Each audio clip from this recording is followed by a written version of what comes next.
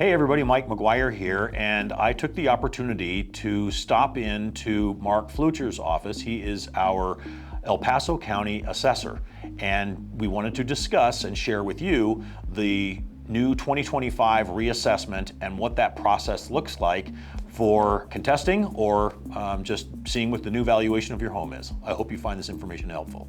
Well, Mark, again, thank you so much for taking the time to meet with me so that we could share what the process looks like for the reassessment. I just want to make sure I'm correct. The reassessment is every odd year? That's correct, and that's by state law. Every county in the state has to reassess every odd year. Okay, and so obviously the last time we went through it, there was a lot of, what's the time frame it will be in this year? We're using 24 months worth of sales, starting July of 22, going through June of 24. Our appraisal date, or the effective date of our appraisal, will be June 30th of 24. Okay, so and can you tell me when will people receive from your office their new assessed value? We mail out notices May 1st. May 1st? Yes. Okay, and so when they receive it, and if they look at it and say, wow, I'd like to contest this or protest it, it seems high or whatever, can you kind of explain the process for going through that? Sure. They can appeal their value between May 1 and June 9th. And it can be done by phone, walking into our office, mailing in the form on the back of their notice of value. We'll even take faxes. But the best way to do it is to go to our website, assessor.elpasoco.com, and they can file their appeal online.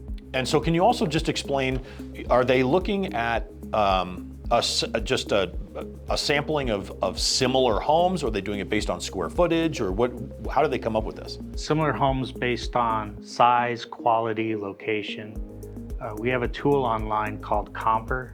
They can use that to actually map out sales in their neighborhood and pick the comparables they would like to use for their appeal.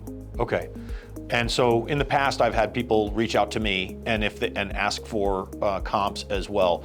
That's acceptable to you if I provide that information to them to include? It is, and they can also use an appraisal if they had one during that data gathering period between July 22 and June 24. Oh, okay. And so a lot of times what people are making sure of is that they either it's not overvalued and or that all the data about the home is being included. So this is how they can do that. Yes, they can see their property information on our website and ensure that we have the correct square footage and number of bedrooms, bathrooms, that sort of thing.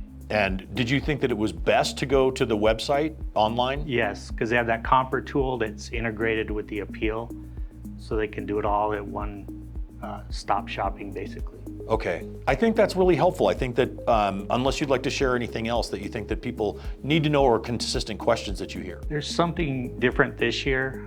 There was a change in state law requiring us to go to an extended appeal period. The old appeal period, we had to have everything answered by June 30th, and then we held the next level of appeal, the Board of Equalization hearings, in July.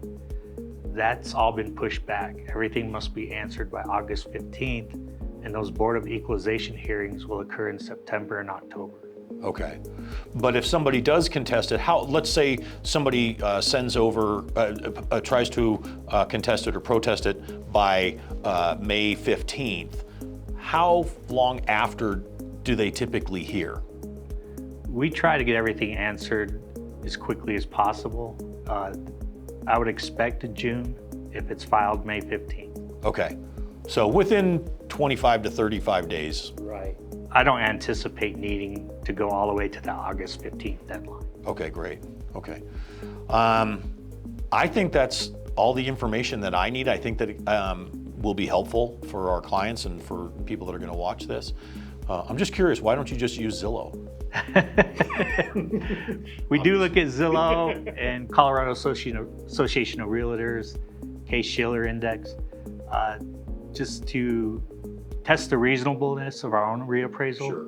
But because we're audited every year, we have to rely on our own data and our own analysis to ensure we pass that on.